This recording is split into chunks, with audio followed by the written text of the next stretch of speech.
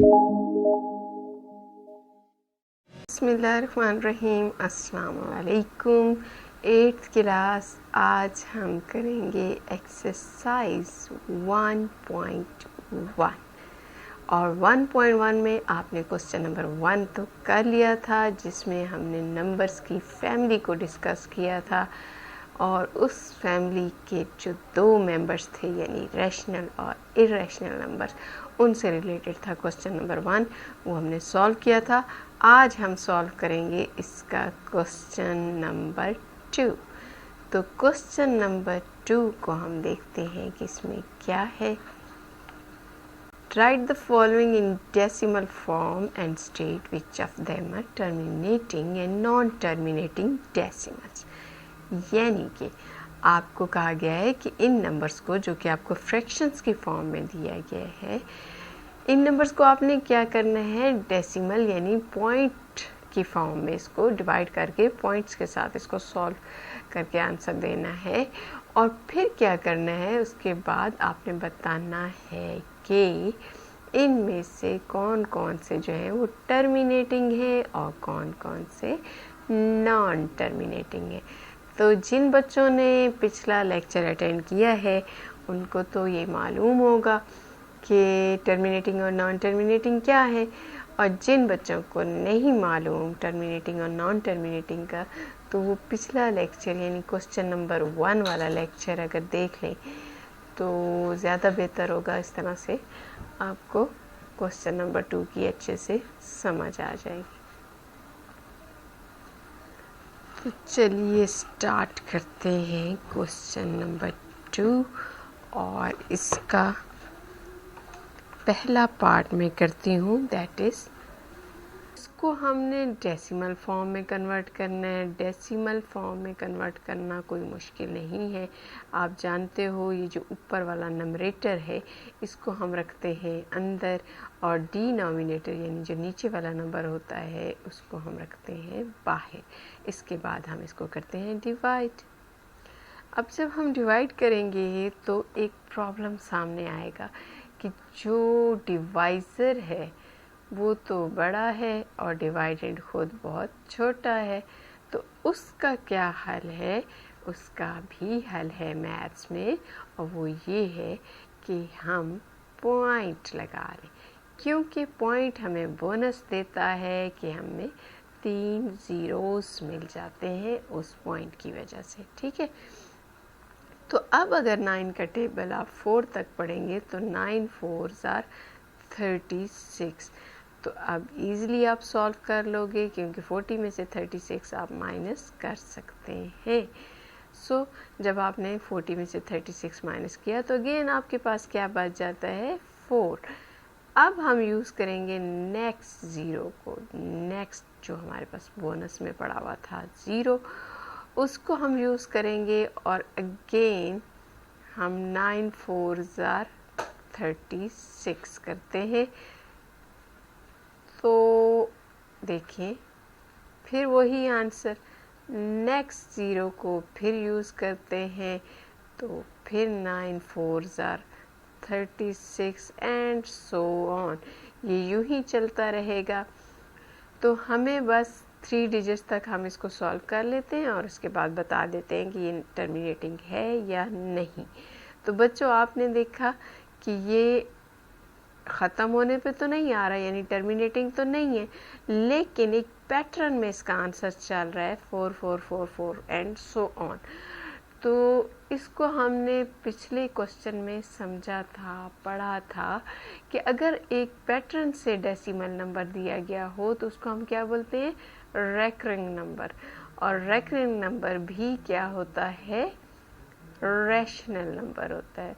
So 4/9 is a rational number, और इसको हम टर्मिनेटिंग फॉर्म में कैसे लिखेंगे, इस तरह से लिखते हैं। ये जो बार है इट मीन्स कि 4 रिपीट हो रहा है। ठीक है, बजाय इसके कि आप 4 को अगेन एंड अगेन लिखें, आपने 4 के ऊपर बार लिख दिया, तो इसका ये मतलब है कि वो एक रेकरिंग नंबर है, रिपीटिंग नंबर है। ठीक है, नेक्स्ट क्वेश्चन करते हैं, दैट इज़ 13/20। इसको भी उसी तरह से सॉल्व करेंगे। 13 इज़ अ डिविडेंड, क्योंकि ये नंबरेटर है, हमेशा ऊपर वाली फिगर यानी नंबरेटर को हम डिविडेंड लेंगे और डिनोमिनेटर को हम लोग क्या लेते हैं, डिवाइज़र लेते हैं। ठीक है, तो फिर वही प्रॉब्लम कि जो डिवाइज़र है वो बड़ा है, डिवाइडेंड छोटा है, तो उसका हल क्या बताया था, पॉइंट लगा के ज़ीरोस लगा सकते हैं। सो मैंने पॉइंट लगाया तो मेरे पास अब क्या नंबर बन जाता है, 130। इसको फिर मैं डिवाइड कर लेती हूँ, तो अगर मैं इसको 6 से करूँ यानी 26 जा, तो 26 जा क्या होता है, 120 माइनस करेंगे और यो। अच्छा, पॉइंट के बाद आप 3 ज़ीरोस तो लगा सकते हैं, सो मैंने एक और ज़ीरो लगा लिया। अब मेरे पास 100 आ गया और अगर 20 को मैं 5 से मल्टीप्लाई करूं तो मुझे 100 मिल जाता है। सो ये ख़त्म हो गया। आंसर हमारा क्या आ गया, 0.65। तो बच्चों ये तो हुआ एक टर्मिनेटिंग नंबर, ठीक है, ख़त्म हो जाने वाला, कोई आगे डॉट डॉट की ज़रूरत नहीं पड़ी, क्योंकि हमारा जो लास्ट में बचा है वो क्या है, क्रॉस, मीन्स कि फुल डिवाइड हो गया। तो ऐसे नंबर को जो फुल डिवाइड हो जाए उसको हम क्या बोलते हैं, यस, रैशनल नंबर। तो ये हुआ हमारा रैशनल नंबर। चलते हैं जी थर्ड पार्ट की तरफ, दैट इज 1/6। सेम प्रोसेस, इसको भी सॉल्व करने के लिए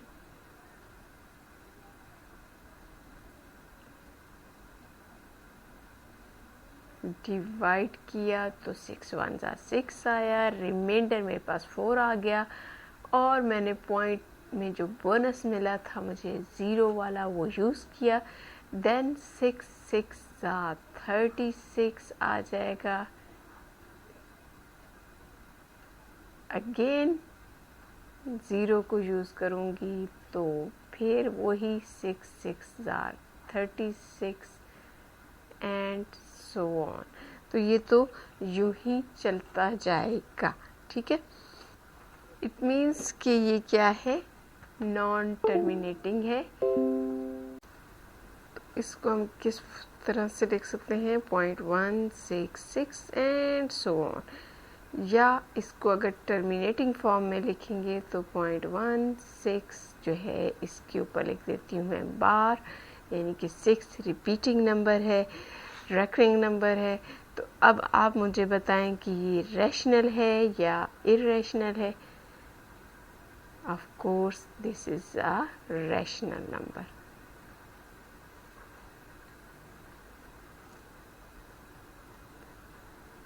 non terminating, recurring, rational number, ठीक है। नेक्स्ट चलते हैं फोर्थ पार्ट की जानिब। फोर्थ पार्ट में क्या है, 7/3। तो अब तो बच्चे बहुत खुशी खुशी इसको कर लेंगे क्योंकि नंबरेटर ग्रेटर है डिनोमिनेटर से। तो क्या होगा यहाँ पर, 3 2 6, 1 इज रिमाइंडर, अगेन पॉइंट लगाया और यहाँ पे आपको बोनस मिला 0, 3 3 9, अगेन 1। तो ये तो फिर वही गेम स्टार्ट हो रही है। सो इसको हम क्या लिखेंगे कि ये भी जो है नॉन टर्मिनेटिंग है, लेकिन कौन सा नॉन टर्मिनेटिंग, रेकरिंग, ठीक है। क्योंकि ये देखें 2.333 एंड सो ऑन आपके पास आंसर आ रहा है। तो क्योंकि ये रेकरिंग है इस वजह से इसको हम क्या लिखेंगे, इसमें रिपीटिंग कौन सा है, 3, तो 3 के ऊपर मैं बार लगा देती हूँ और इस तरह से ये non terminating but recurring and rational number बन जाएगा। Next is fifth part, 9/8.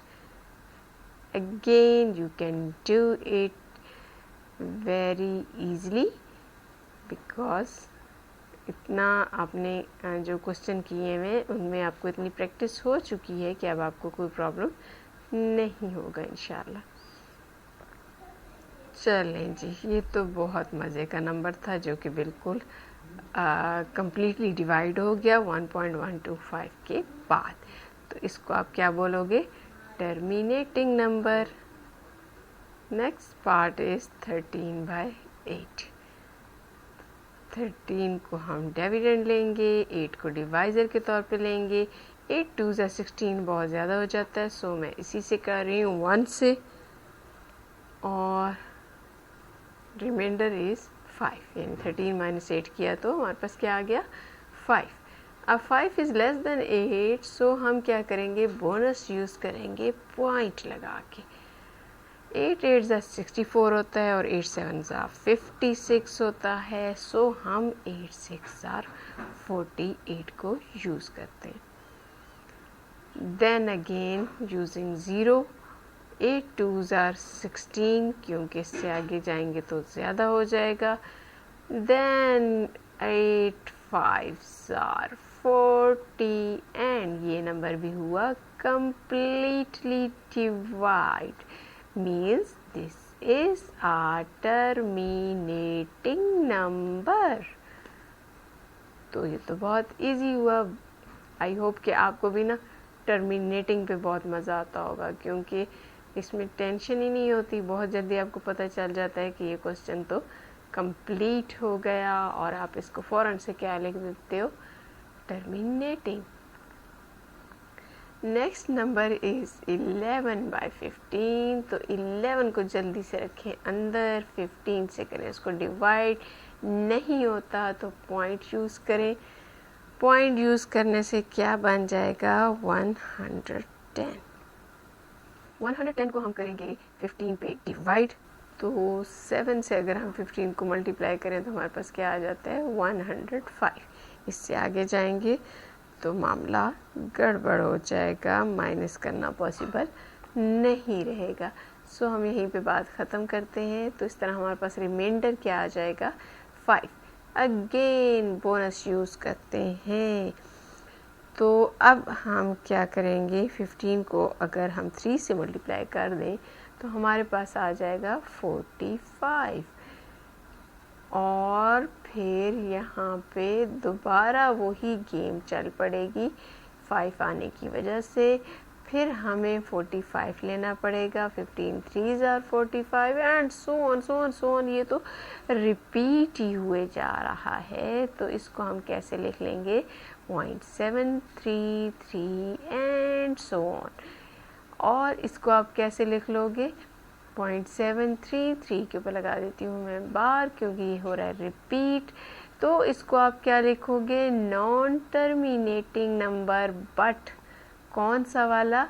Recurring. ठीक है, यानी कि एक ख़ास पैटर्न से रिपीट हो रहा है, ना कि चेंज नंबर आ रहे हैं। ठीक है, काफ़ी इजी था। अब हम चलते हैं अपने लास्ट पार्ट की तरफ, दैट इज़ 7/11। मुश्किल है? बहुत इजी है ना? चलें फिर, इतना इजी है ना, तो इसको छोड़ देते हैं आपके लिए एक असाइनमेंट। तो ज़रा आप मुझे करके कमेंट्स में बताएं कि इसका आंसर क्या आता है, और क्या ये एक टर्मिनेटिंग नंबर है या नॉन टर्मिनेटिंग। आई होप कि आप लोग अब काफ़ी अच्छे स्टूडेंट हो चुके हैं और आप इसको कर लेंगे। Waiting for your answer.